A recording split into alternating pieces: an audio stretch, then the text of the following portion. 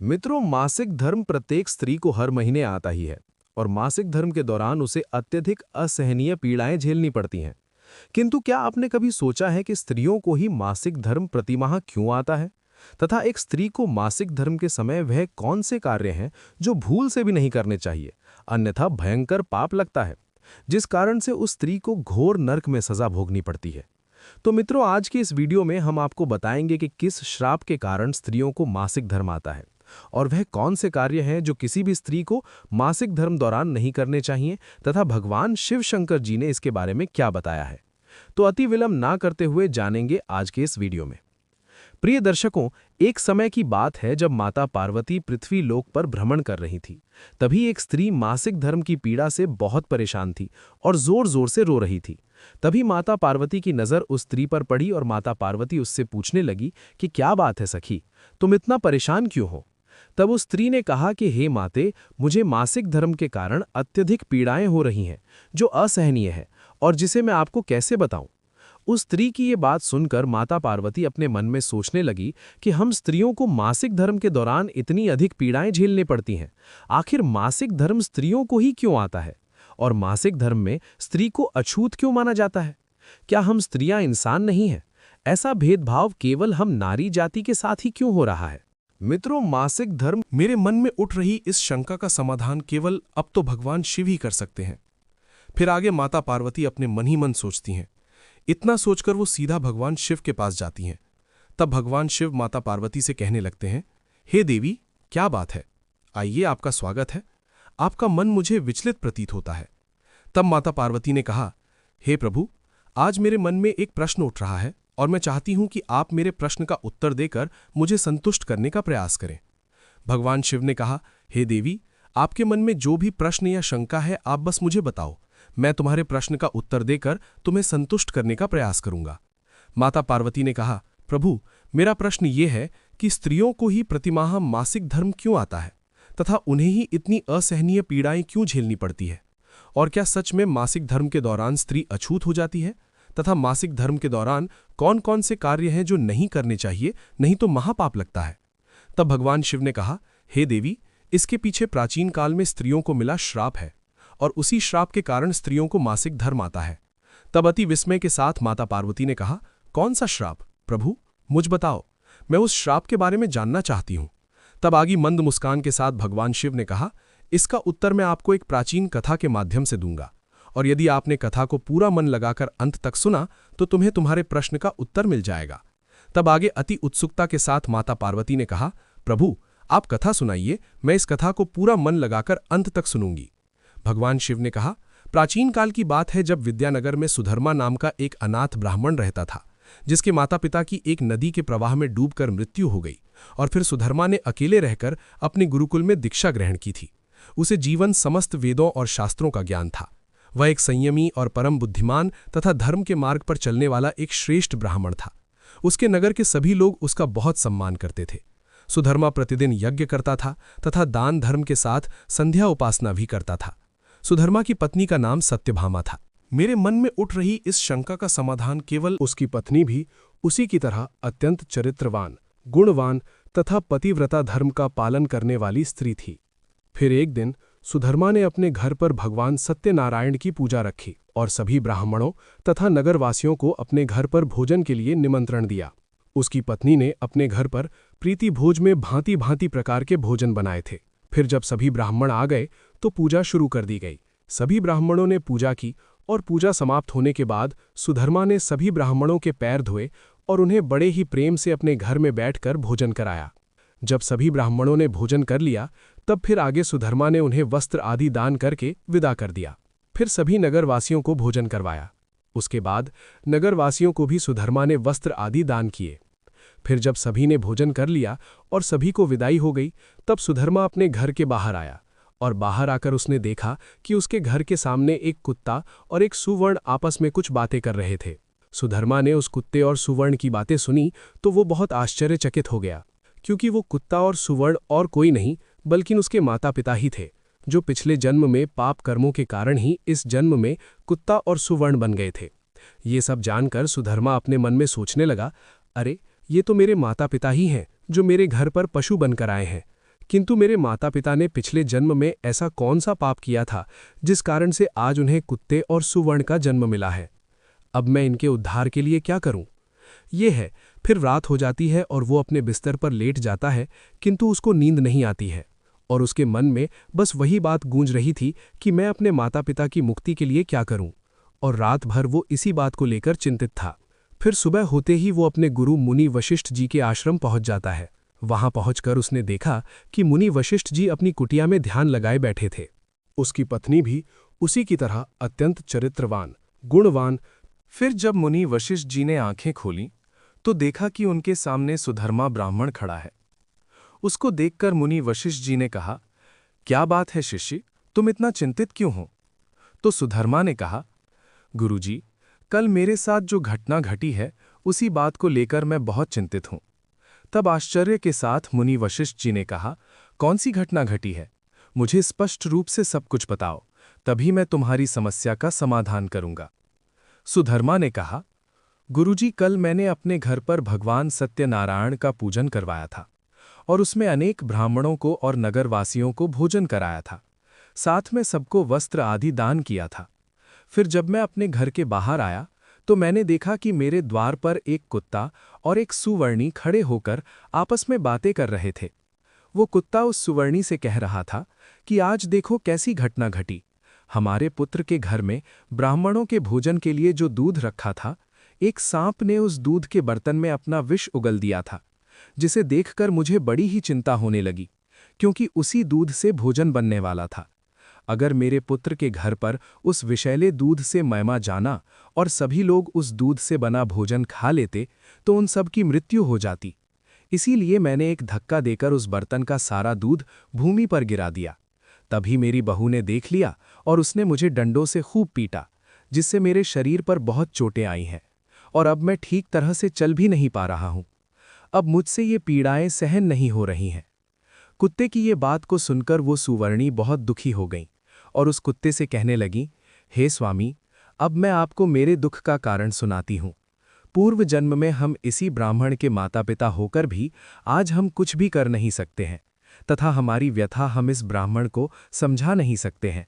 अपितु आज इस ब्राह्मण ने सभी लोगों को भोजन कराया, किंतु इसने मेरे सामने भोजन का एक भी निवाला तक नहीं डाला और ना ही मुझे जल पिलाया, तथा इन्होंने अभी तक जूठा भोजन भी घर से बाहर नहीं फेंका, जिसे खाकर मैं अब से अपनी भूख को शांत कर सकती हूँ। फिर जब मुनिवर बात को आगे बताते हुए सुधर्मा बोला, मुनिवर, उस कुत्ते और सूअर की यही बातें सुनकर मैं कल से बहुत परेशान हूं कि मेरे माता पिता ने पिछले जन्म में ऐसा कौन सा पाप किया था जिसके कारण उन्हें इस जन्म में कुत्ते और सूअर का जन्म मिला है। इसीलिए मैं आपके पास आया हूं। कृपया आप अपनी दिव्य शक्ति से पता करके मुझे बताइए कि किस कारण से मेरे माता पिता की ऐसी दुर्दशा हुई है और उनकी मुक्ति के लिए मुझे कौन सा कर्म करना होगा।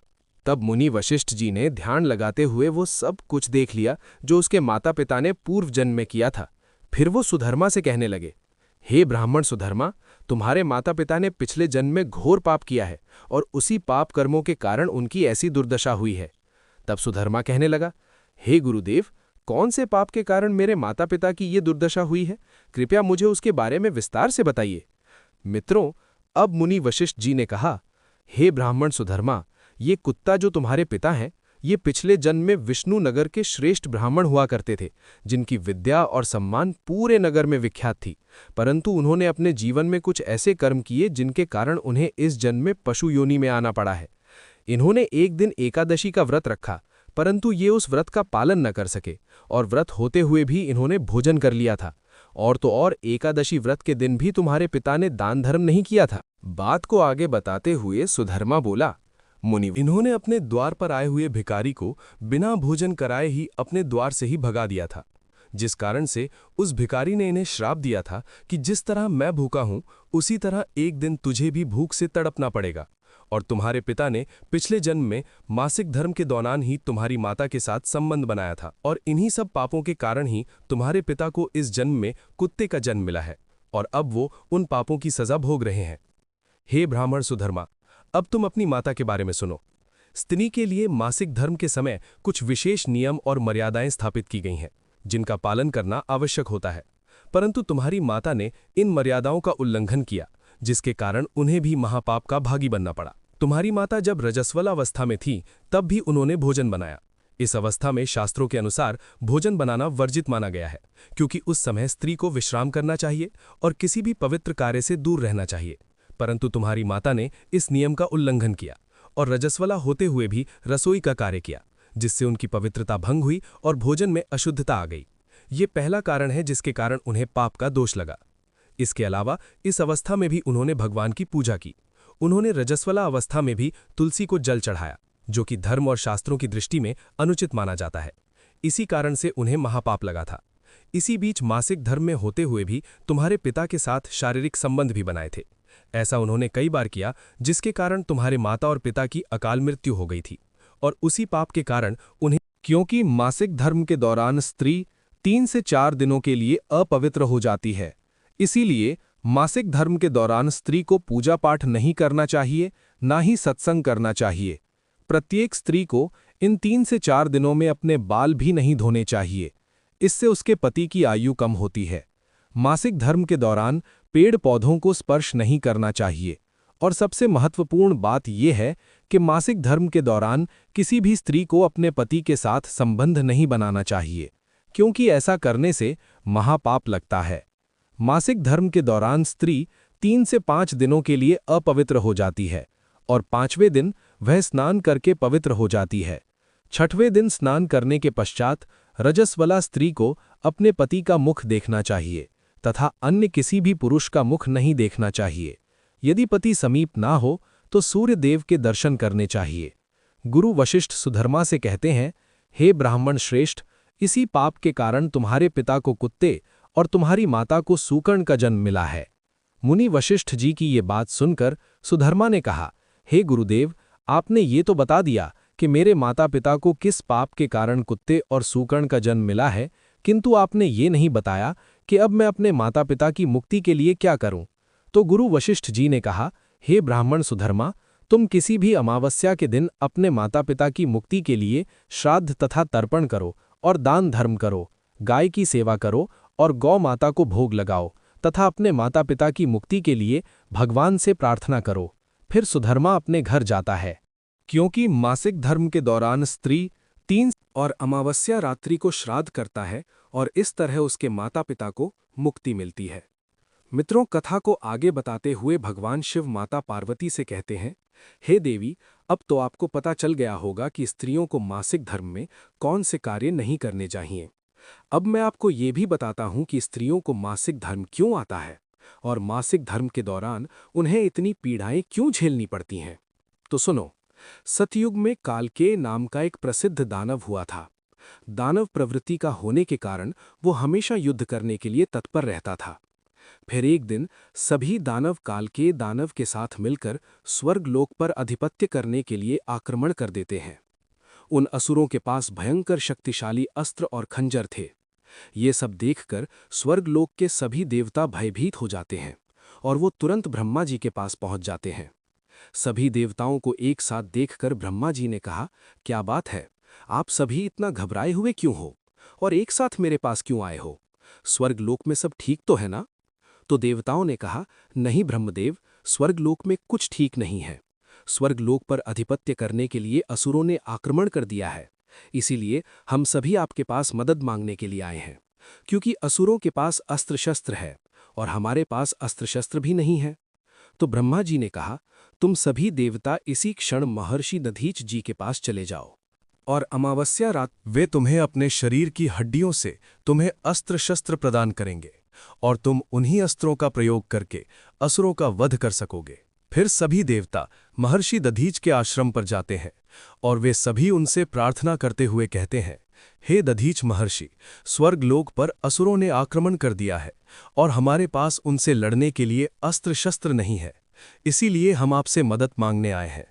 कृपया करके आप हमें अस्त्र शस्त्र प्रदान करें। देवताओं की ये बात सुनकर महर्षि दधीच उन्हें अस्त्र शस्त्र दे देते हैं। फिर सभी देवता अस्त्र शस्त्र लेकर स्वर्गलोक जाते हैं और उन असुरों से युद्ध करने लगते हैं।